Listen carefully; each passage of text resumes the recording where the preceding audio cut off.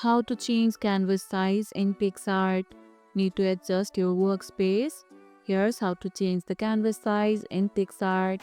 First, open your project and click on the crop and resize tool in the sidebar.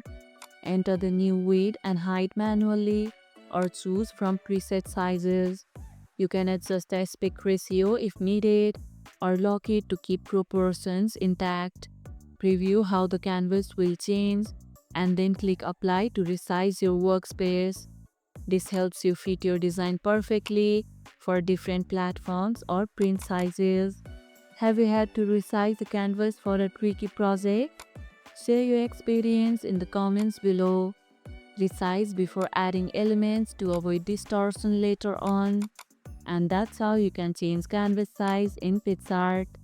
And if this video helped, hit the like button, share it, subscribe and leave a comment. Thanks for watching and I'll see you in the next one.